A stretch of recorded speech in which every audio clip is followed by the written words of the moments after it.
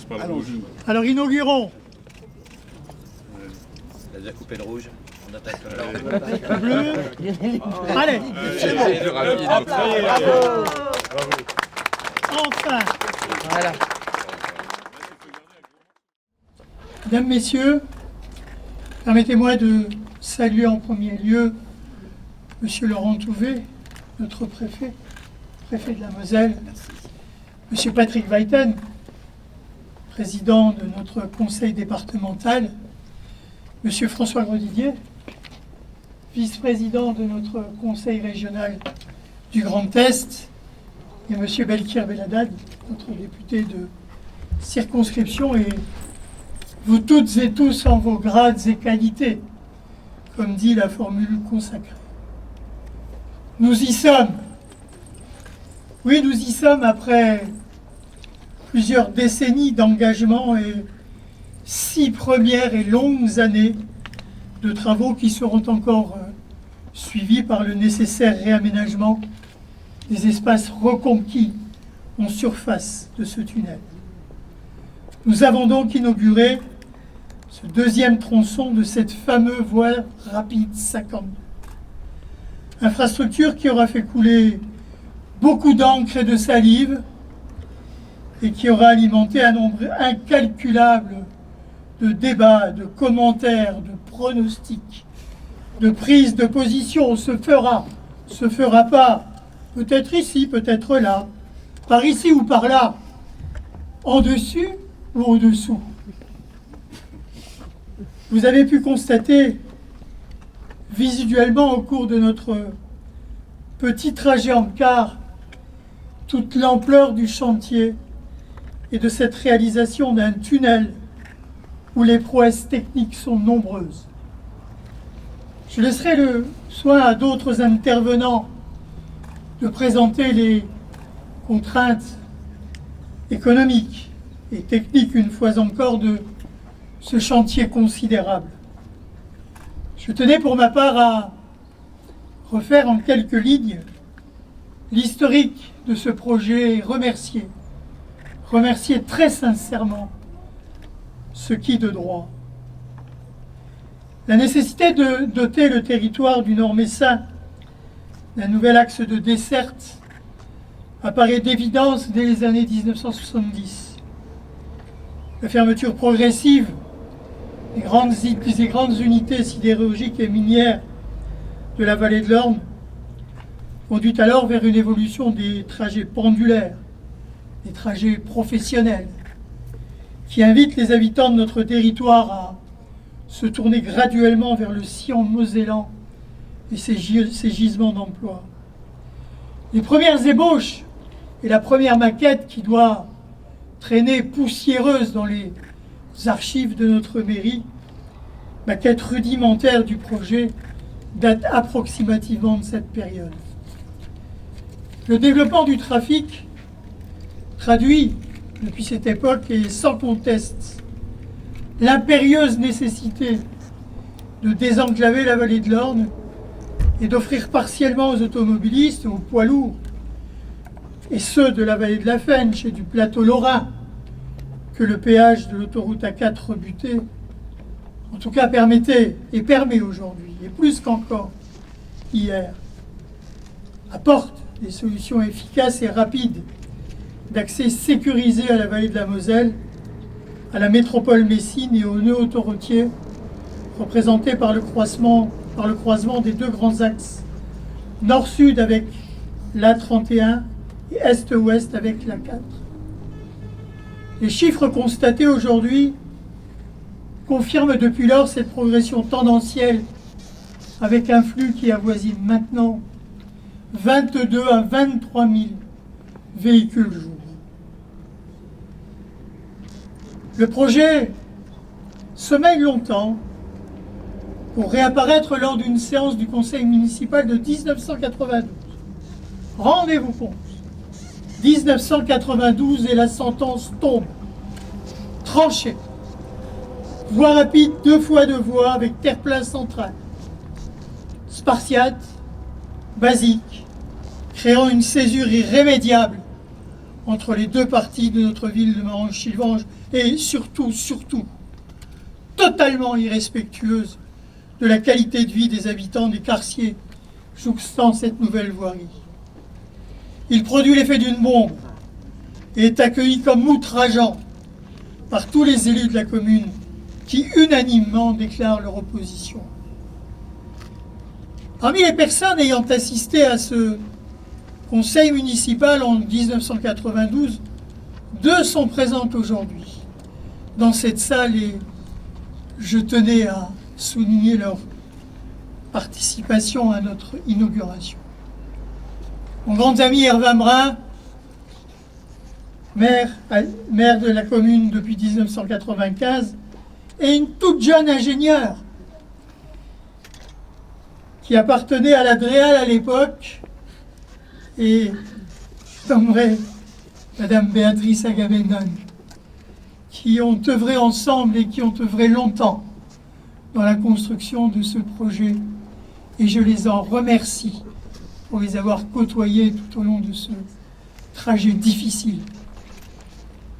C'est en 1996 que les premières discussions s'engagent avec Madame la Préfète, Madame Bernadette Malgorn, femme de caractère s'il en est, tempérament bien trempé pour celles et ceux qui l'ont côtoyé, et nous l'avons côtoyé en mairie sur ce dossier. Nous lui avons même offert notre t-shirt, non à la VR52 à l'époque, qu'elle a même porté, cette brave dame, qu'elle a même porté. Mes grands serviteurs de l'État, je dois le dire, grands serviteurs de l'État, à l'appui des initiatives municipales et à la demande des riverains, née en plus l'association de défense des riverains de la VR52, que je préside à l'époque et qui comptera plus de 800 adhérents.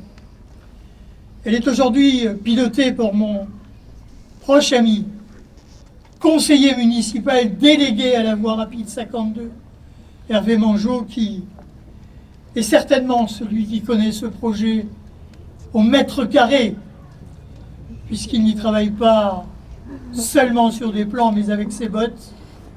Et Dieu sait s'il a utilisé quelques paires de bottes à parcourir ce chantier, cet immense chantier, et que je tiens très chaleureusement à remercier et à saluer ici. De 1997 à 2002, notre ville et notre association multiplieront inlassablement les actions de sensibilisation sur la problématique de la nouvelle voirie. 28 communes et communautés de communes prendront une motion de soutien à la ville de Marange-Chilvange pour ce projet. Je déposerai une pétition comptant plus de 8000 signatures au Parlement européen. De fréquents déplacements nous conduiront et la ville et l'association dans les cabinets ministériels. Et chaque année, pour ceux qui s'en souviennent, je passe le 24 décembre, déguisé en Père Noël, attaché au poteau électrique du coin du carrefour, en bordure de la RD 52,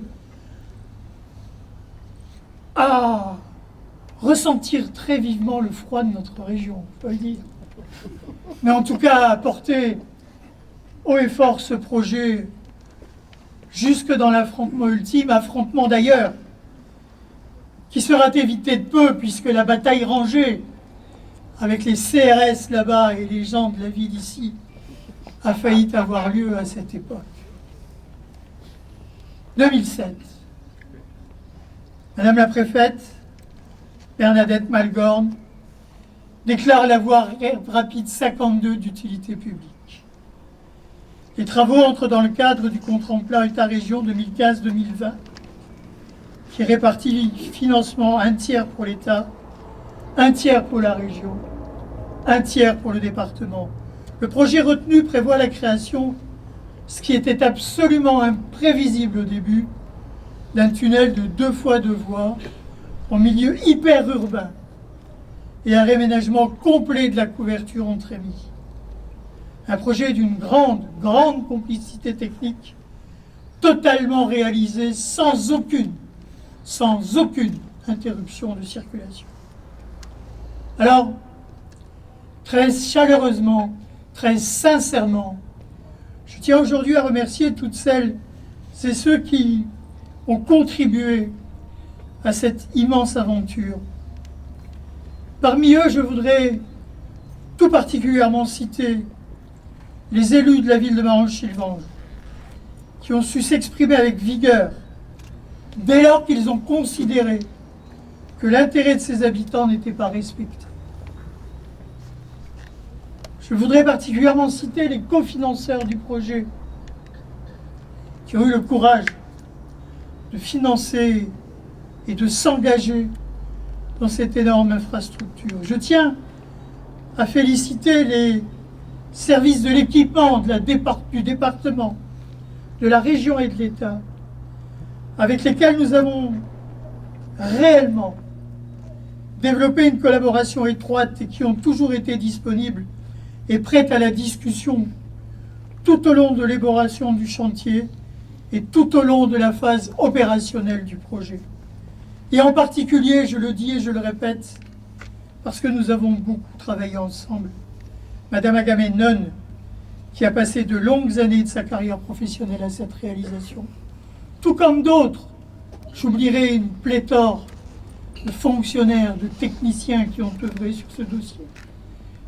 Je voudrais juste citer M. Ebenstrait, qui lui aussi connaît chaque mètre carré de cette route et qui a pris un nombre incalculable d'engueulades. Tout autant des élus que des riverains qui vivent au bord de cette route. Je voudrais aussi remercier les services préfectoraux, avec une pensée toute spéciale pour Madame Bernadette Malgorn, préfète de région de la Moselle, pendant toute la période du projet, qui a toujours répondu à toutes nos sollicitations, ne ménageant ni son temps, ni ses efforts pour faire avancer les choses. Je tiens à remercier les élus de toute notre région qui nous ont apporté leur soutien dans les périodes plus crispées de l'avancée de ce dossier, et tout particulièrement M. François Grosdidier, qui a toujours été aux côtés de la ville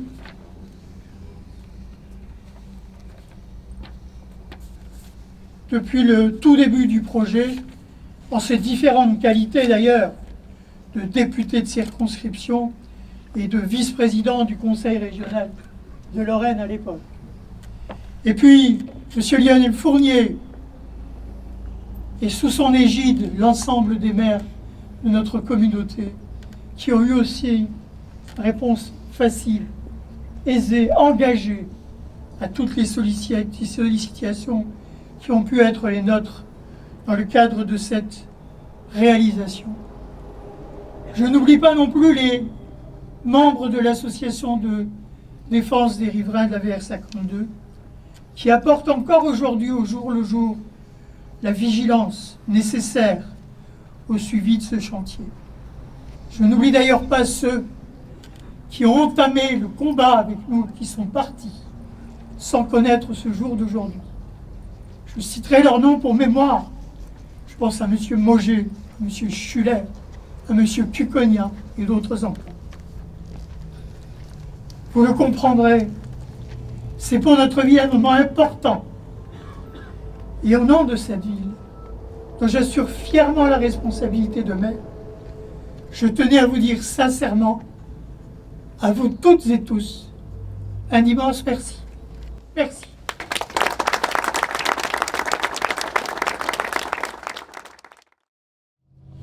Que le temps de la décision est long, que le temps de l'étude est compliqué, que le temps de la réalisation paraît extrêmement long. 30 ans entre le moment où la décision est prise et celui beaucoup plus agréable, sous le soleil de Marange, où la réalisation est livrée. C'est un temps long, c'est un temps pour nos concitoyens qui peut paraître inacceptable, mais lorsqu'on voit cette réalisation aujourd'hui, on ne peut que se féliciter. Rappeler, comme l'a fait Monsieur le maire maintenant, qui depuis longtemps et je voudrais saluer son prédécesseur, M. Brume, ont cru à ce projet, l'ont défendu, à la fois dans la volonté farouche d'avoir un axe nord-sud parallèle à la 31, mais aussi qui préserve l'intégrité des territoires et des populations. Et cela était essentiel, cela devait tenir compte de ce secteur très urbain, de ce sillon lorrain très développé, de l'augmentation croissante des flots de circulation et de la nécessaire obligation de continuer à développer la complémentarité des mobilités. Cette mobilité qui crée la richesse, cette mobilité qui génère l'attractivité, cette mobilité qui développe l'économie. Et aujourd'hui, on a cette démonstration à la fois de ce savoir-faire, de cette technicité de nos ingénieurs, dans des situations éminemment compliquées, où naturellement il faut répondre à l'énoncé des règles, à l'énoncé des normes, à l'énoncé des contraintes qui s'imposent à chaque constructeur, à chaque bâtisseur. Et on a ici la démonstration d'une infrastructure qui respecte son environnement. Je pense que c'est important de le mesurer avec les travaux qui ont été réalisés. Et puis c'est dans cette complémentarité des modes de transport la nécessité de répondre à ces exigences de mobilité de nos concitoyens, à la fois dans les dessertes de proximité, ce qui est le cas sur cette infrastructure, mais également dans ces mobilités de transit qui doivent à la fois apporter une richesse au territoire, mais préserver l'intégrité des populations qui y résident et des territoires qui continuent à se développer grâce à cette mobilité organisée. Cela se traduit inévitablement par des réflexions qu'il faut porter à cette dimension-là en tenant compte de la particularité de ce sillon lorrain, en tenant compte de la particularité de ces territoires qui ont une histoire à raconter, histoire industrielle, histoire sidérurgique, histoire minière, mais aussi qui ont une volonté farouche de se comporter comme un territoire au cœur de l'Europe.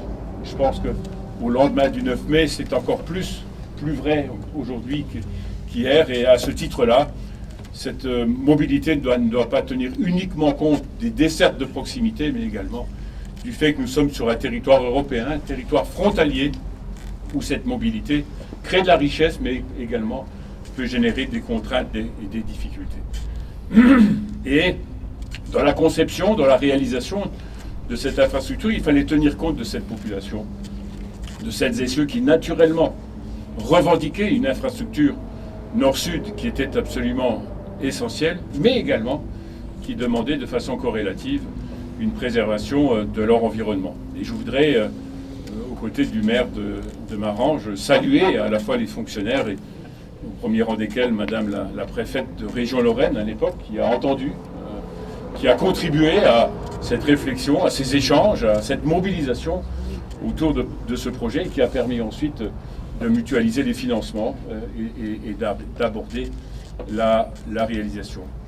Mode de mobilité complémentaire, naturellement, il nous faudra parler de la question de la mobilité ferroviaire, à la fois dans les grands axes, mais également dans ce maillage de la mobilité ferroviaire qui est absolument essentiel pour là aussi préserver l'intégrité de nos populations, et en particulier la question des infrastructures départementales qui est largement posée aujourd'hui dans ces grandes liaisons nord-sud qui débordent bien au-delà de ces grandes infrastructures et qui ont des conséquences aujourd'hui sur nos villes et nos villages en particulier, et sur lesquels nous devons nous poser fondamentalement des questions.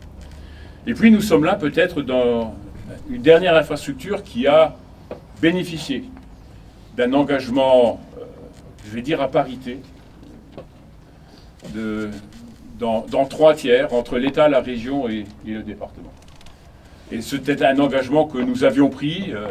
Le département a toujours manifesté sa volonté d'être aux côtés de l'État, d'être en partenariat avec la région afin que des infrastructures puissent donner des capacités à nos populations de pouvoir vivre à certains endroits et travailler à d'autres, et donner un dynamisme également. Je pense par exemple au site d'Amnéville, qui est un site touristique majeur, qui doit bénéficier à la fois d'infrastructures de desserte, mais également d'une dimension de promotion et d'attractivité qui est absolument essentielle à partir de ces infrastructures. Et donc, aujourd'hui, on ne peut que se féliciter. Je voudrais rendre hommage aux techniciens, aux ingénieurs, aux maîtres d'œuvre et aux entreprises. Je crois que là, c'est la démonstration du savoir-faire de nos entreprises mosellanes, lorraines, du Grand Est. Monsieur le vice-président de la région, nous avons un vrai savoir-faire.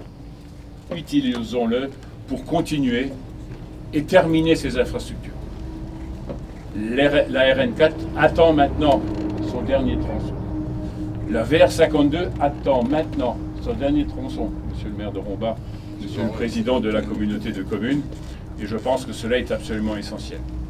Maintenant, il y a encore une question fondamentale qui va se poser. Qui sera le maître d'ouvrage de ces infrastructures?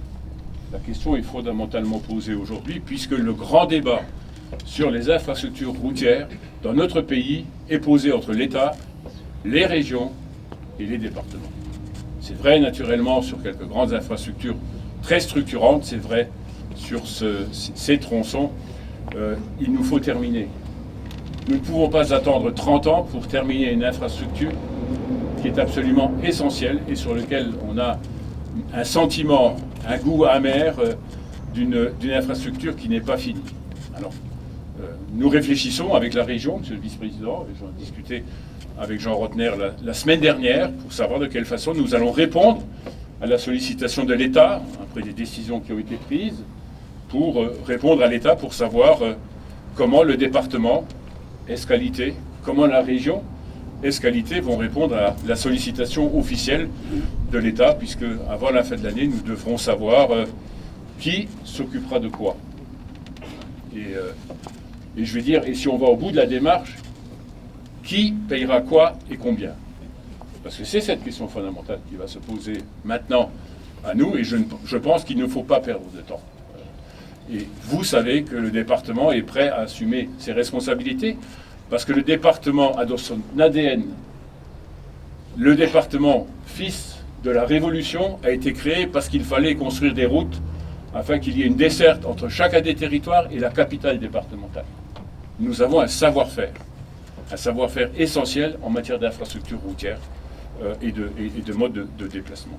Donc nous allons répondre à votre sollicitation, monsieur le préfet, et la question de la VR52 et de la RN4, naturellement, sera posée. Mais nous avons aussi d'autres contraintes encore. Je parlais du contournement de Sarreguemines, je parlais de certaines infrastructures qui sont absolument essentielles, je parlerai de la mobilité douce.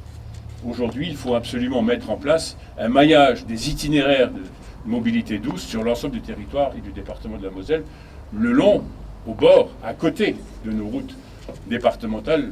Les estimations évoquent entre 40 et 50 millions d'euros d'investissement.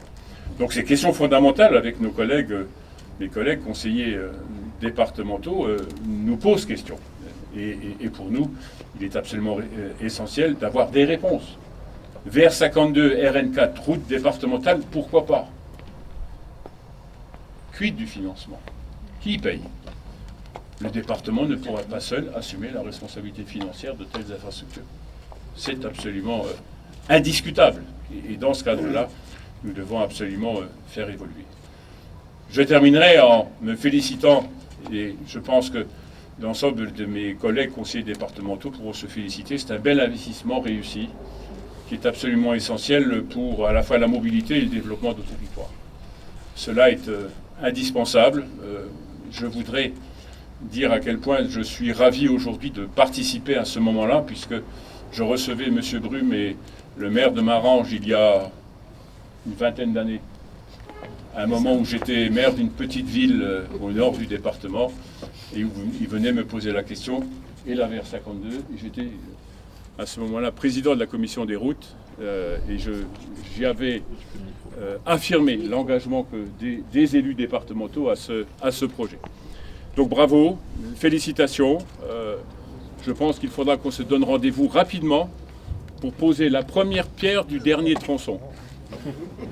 Parce que nous avons utilisé les ciseaux du couturier, maintenant il faudra encore ressortir la truelle du maçon pour poser cette nouvelle première pierre. Je le dis aux directions des entreprises parce qu'il y a un vrai savoir-faire, il y a un vrai engagement et vous pourrez compter sur le département pour être à vos côtés afin que cette infrastructure soit cette parallèle de l'A31, avec naturellement en perspective, Monsieur le Préfet, je ne voulais pas terminer sans évoquer l'A31 bis. Je voudrais, Monsieur le Préfet, vous remercier, vous féliciter pour l'action que vous avez conduite afin qu'à cette fin d'année, nous ayons un tracé qui fasse partie du projet de déclaration d'utilité publique. Et ce tracé, aujourd'hui, fait l'objet d'une concertation très large, d'une expression de chacune et chacun. Je crois que c'est normal dans un débat démocratique. Mais si nous aurons rapidement la VR52 et la RN4, il nous faut de façon indispensable l'A31 bis pour donner à ce département de la Moselle la place qui lui revient dans un contexte européen. Merci encore et bravo à tous.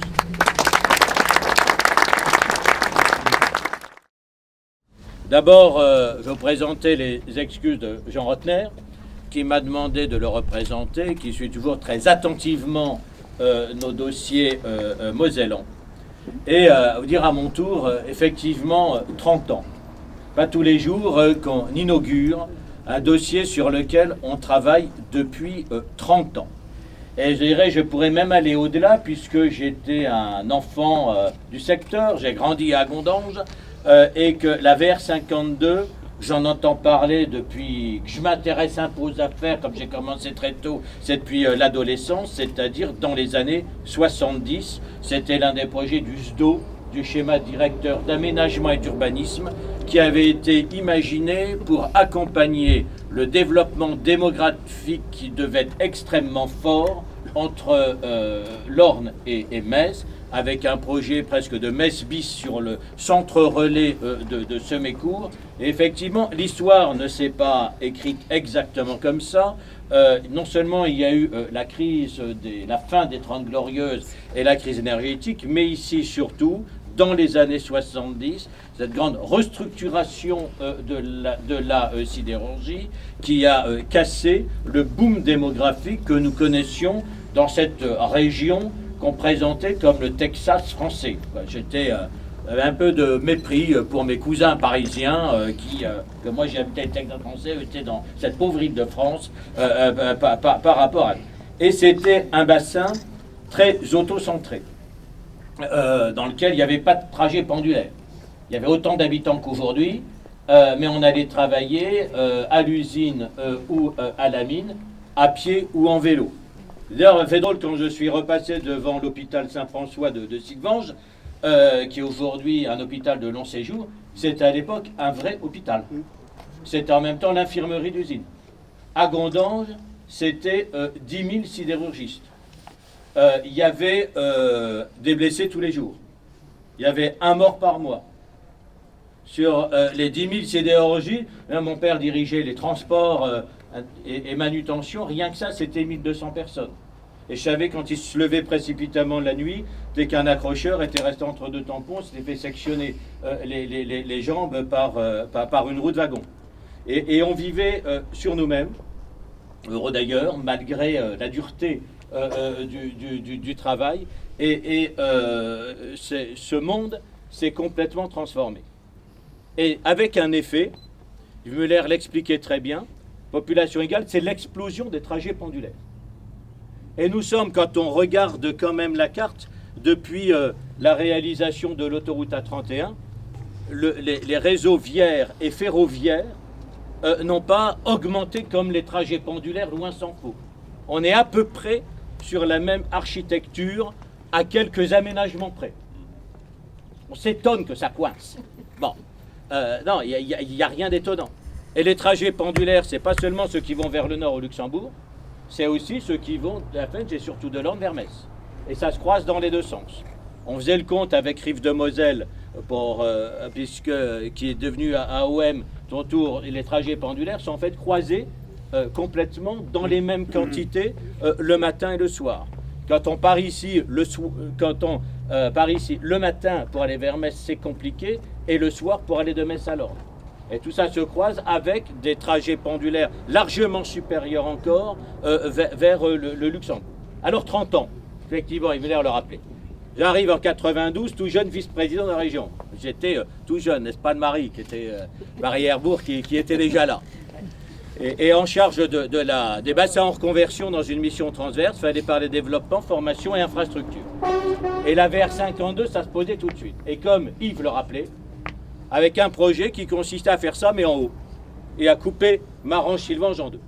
Alors à l'époque, les élus de l'Orne et de Marange étaient un peu divisés, parce que les élus de l'Orne, et je le comprends, avaient une priorité absolue, c'était le raccordement au plus vite à l'A4 et à l'agglomération Messine. Sauf qu'à Marange-Sylvange, ça coinçait. Alors, première décision à poser, effectivement, de changer de braquet dans le contrat de plan, ça devait être de mémoire 94-99, et dire on commence pas par ici, on commence par l'autre côté, et ici on étudie les alternatives. Alors dans les alternatives, il y avait celle-là, et il y avait aussi des diagonales qui allaient vers la voie romaine, la D112, et qui reprenaient la 4 en fait par l'hippodrome on appelle l'hippodrome en fait cet divan giratoire de Semécourt à Auchan. Et donc on étudiait les alternatives. Après effectivement, après avoir tout étudié, c'est mais la première fois qu'on a parlé à quelques-uns de trémies ou de souterrains. Et les fonctionnaires, alors je ne sais pas si Béatrice me prend encore pour un fou, mais à l'époque, on nous a regardés comme des fous. Je me souviens, mais attendez, vous imaginez à l'époque on parlait en francs, je crois que vous me dites, mais attendez, vous demandez une infrastructure à 500 000 francs le mètre. C'était considéré comme absolument impossible. Bon, et finalement c'est ce qui s'est fait, 30 ans. Alors c'était assez compliqué aussi, parce que même quand il y avait l'accord là, on ne peut construire qu'en temps de paix. Et ici il y avait une guerre. C'est la guerre du Golfe, mais la guerre du Golfe sans eux. Pas la guerre du Golfe en Orient qui s'est réglée en quelques mois ou quelques années. Non, mais celle-là qui a duré combien, Lionel? Une bonne décennie, je dirais un peu plus. 10 ans. Ouais. Voilà. Et donc il y avait les guerres des pères et fils Bush, et puis il y avait la guerre du docteur Kiffer. Bon, il avait juste construit un golf sans l'autorisation du maire de Romba. Alors il n'est pas sourcil le maire de Romba, mais quand même. Voilà. Donc, mais quand même. Non. Donc et ça s'est réglé effectivement dans le bureau du préfet. Voilà. Dans le bureau du préfet où le docteur Kiffer est arrivé. Je le raconte ou pas, Lionel? Oui, c'est l'anecdote. Voilà, il arrive dans le bureau du préfet. Nous étions le préfet, la préfète, plutôt le sous-préfet, Lionel Fournier et son DGS, Kiffer et moi. Et voilà, Kiffer arrive. Alors, Madame le préfet, c'était pas la préfète, c'était Madame le préfet. J'ai tout essayé pour sauver mon golf, jusqu'en cassation. J'ai été battu. Je suis vaincu. Madame le préfet, je fais des gestes avec, parce que je suis venu rendre les armes. C'était Vercingétorix devant Jules César. Et il se retourne vers Lionel Fournier en disant: Monsieur le préfet, monsieur le maire, vous avez le droit de vie ou de mort sur le golf. Avant que le golf demeure, je veux savoir pourquoi. Et la discussion commence. Mais on a pu faire la VR52 et le golf existe toujours. Voilà. Et alors on s'est accordé, on a déplacé des trous, etc. Parce qu'il fallait aussi ça. Et finalement, effectivement, ça s'est fait.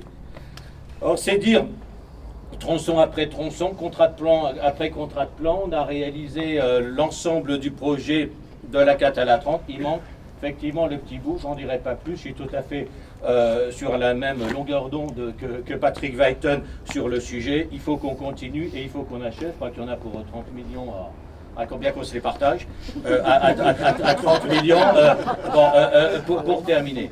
Mais rien que là, effectivement, je crois que c'est 48 millions d'euros rien que sur le tunnel.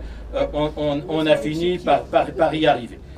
Et c'est absolument fondamental, je disais, on a lié, c'est pas seulement l'A4 à la 30, c'est vraiment une parallèle, avec une A31 qui est saturée. Et il faut absolument faire aboutir le dossier d'A31 bis.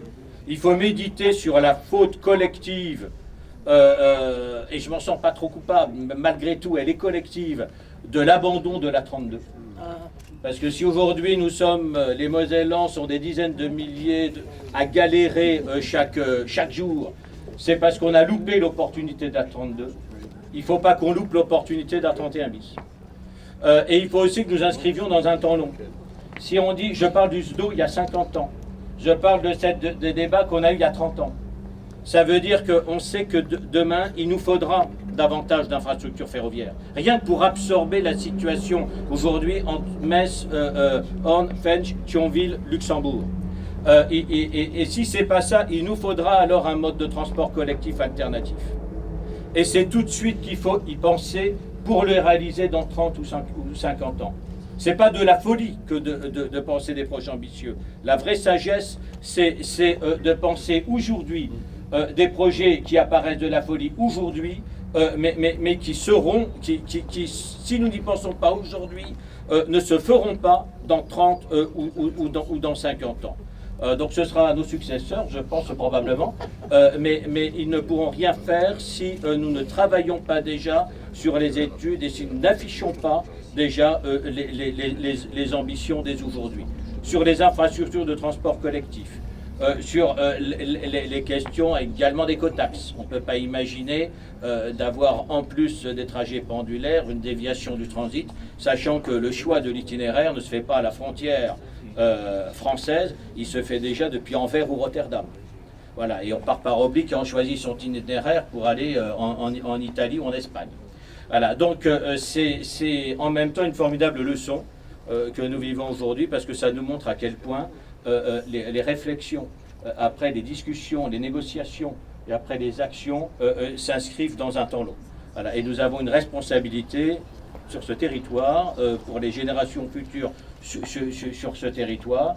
Nous sommes quelques-uns, je veux dire, à assumer. C'est vrai, ça devient un peu guerre des boutons, mais Marange-Sylvange, par la détermination de sa population, par les relais qu'il aura pu avoir, finalement obtient aujourd'hui cette infrastructure majeure pour désenclaver l'Orne, la relier tant à Metz que par finalement un itinéraire parallèle au Luxembourg, et en améliorant toujours plus une qualité de vie et en donnant des atouts de plus, y compris d'ailleurs pour le site touristique État-Madame-des-Villes, en améliorant à la fois la desserte locale, transit des axes et les trajets pendulaires.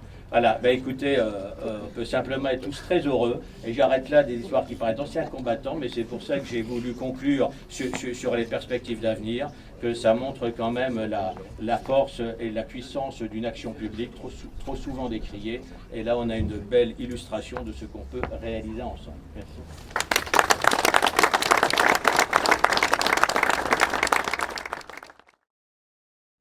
Je suis vraiment très heureux d'être parmi vous ce matin pour l'inauguration de ce projet devenu réalité.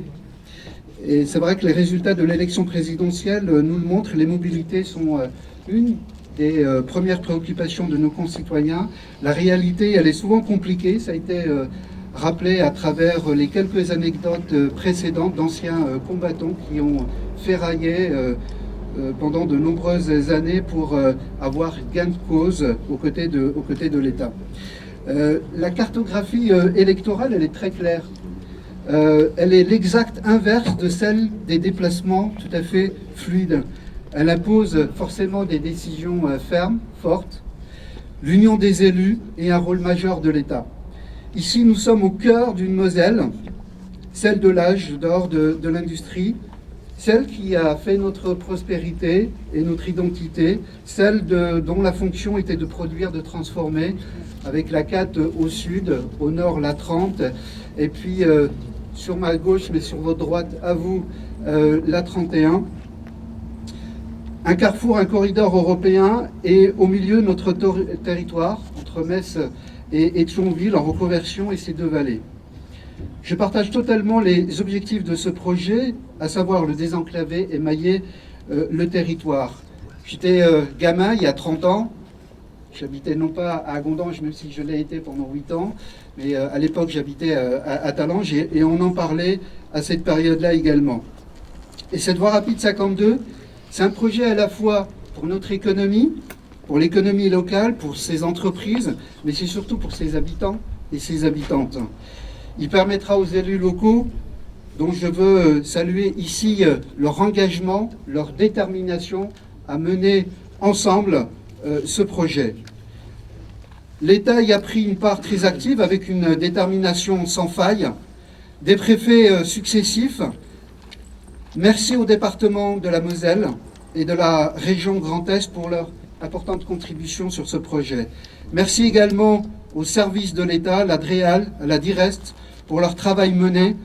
Je souhaite souligner, Monsieur le Préfet, à quel point le rôle de maître d'ouvrage de l'État est capital dans ce projet, capital et efficace. Certains diront, c'est plus de voitures et de camions. Leur argument est le même pour la 31 bis, et je pense qu'il est faux. Ce ne sont pas les routes qui attirent les véhicules, c'est le nombre de véhicules qui nécessite d'adapter nos infrastructures routières. Que dirait-on dans 10 ou 20 ans si nous ne l'avions pas fait? Mais ces infrastructures peuvent et doivent se combiner avec les enjeux de transition écologique. Parce qu'ils rouleront demain de plus en plus de véhicules électriques qui doivent disposer d'un large accès aux bornes de rechargement. Parce que se développent, à quelques pas d'ici, d'importants projets de production d'hydrogène. Non pas n'importe quel hydrogène, hydrogène vert. Parce que les véhicules autonomes auront vocation à y circuler un jour. Et parce que je le souhaite avec force, et je m'y engagerai aux côtés des élus, des transports en commun pourront mieux s'y développer dans les cadencements améliorés vers les principaux établissements de santé, vers nos PME, les grandes entreprises et les établissements d'enseignement secondaire. Je partage totalement les propos qui ont été évoqués à l'instant et je suis ravi de la manière dont les choses se sont passées, se déroulent à l'occasion de ce projet de la 31 bis. Je crois qu'il faut qu'on puisse aussi également atterrir sur un réseau ferroviaire plus dense. Pour tout vous dire, je rêverais également, j'ai été, comme vous le savez, élu de la ville de Metz, relié à travers un métis, la métropole de Metz, au futur hôpital clinique de Claude Bernard, la cité de loisirs d'Amiéville, complétée de liaisons structurantes de ces pôles vers Marange et vers Romba. Je crois que c'est absolument nécessaire de développer cet axe nord-sud. Le rôle des députés est d'approuver les budgets, parfois après d'intenses négociations. Ceux affectés à la loi d'orientation des mobilités de 2019 sont massifs. Il est aussi de donner par la loi les outils pour agir, par exemple la compétence mobilité qui a été évoquée tout à l'heure, aux communautés de communes. Autre exemple, permettre aux collectivités, grâce à la loi climat et résilience, de mettre en place une éco-contribution sur le domaine routier et autoroutier qui leur est transféré. C'est enfin et inlassablement faire remonter les problématiques d'un territoire jusqu'à arracher la décision finale. C'est finalement être un député plein sol, voire tout terrain. Donc aucun combat n'est perdu d'avance. Et on le voit ici. L'implantation d'un scanner très récemment à Marange-Sylvange. Il en sera de même pour un IRM, monsieur le maire. Pour le financement de la dernière tranche a été évoqué tout à l'heure, de notre voie rapide, il en sera de même pour tout ce qui permettra demain à nos concitoyens et nos concitoyennes de vivre mieux encore sur ce territoire. Le rôle des élus, unis aux côtés d'un État fort, c'est non seulement d'amener l'espoir, mais aussi toujours de le concrétiser. Bravo à tous, félicitations. Je terminerai par cet adage, seul on va plus vite, ensemble on va plus loin. Je vous remercie.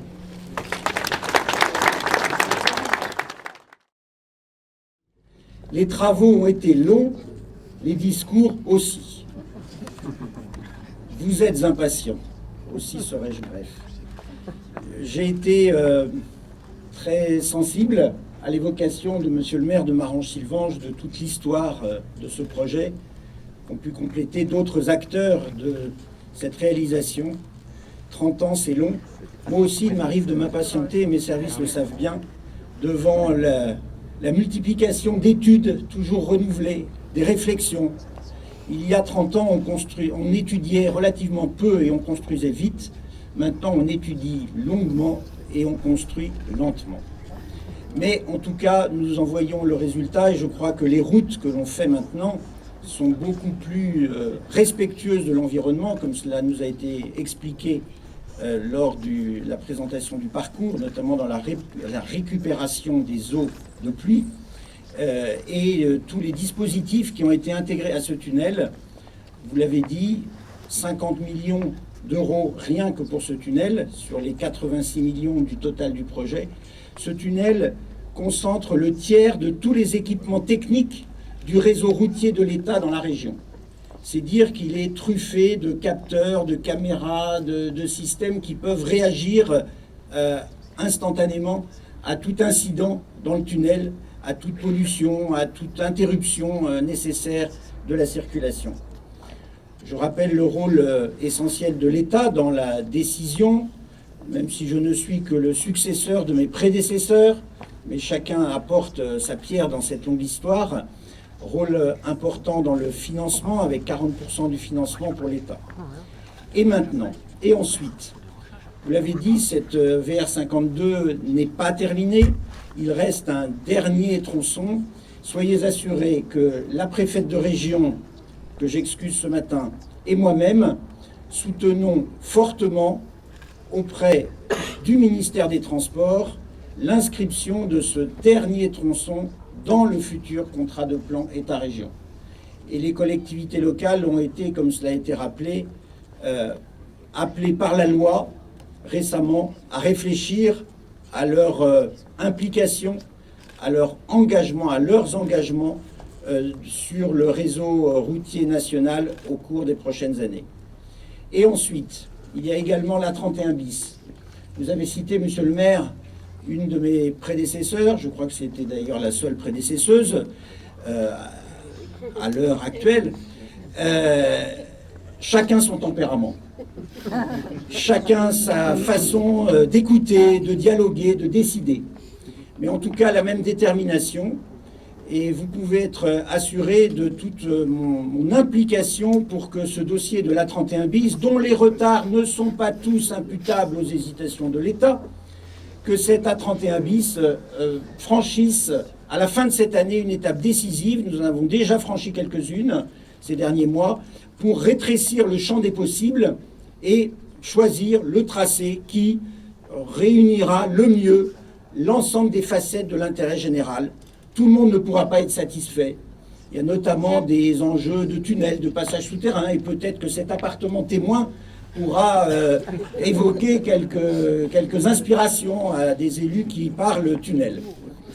Et ensuite, et bien maintenant, j'aurais voulu que nous terminions cette inauguration en montant sur le trottoir et en applaudissant les premières voitures qui patientent derrière la barrière à 3 km d'ici en klaxonnant, qui sont impatientes comme nous d'utiliser cette autoroute. On m'a expliqué que la sécurité l'interdit. Je le regrette.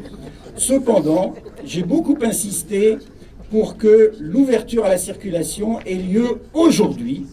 Et c'est donc dans les dizaines de minutes qui viennent, que les premières voitures pourront utiliser cette autoroute. Et ainsi, l'inauguration à laquelle nous venons de procéder aura tout son sens. Merci beaucoup à tous.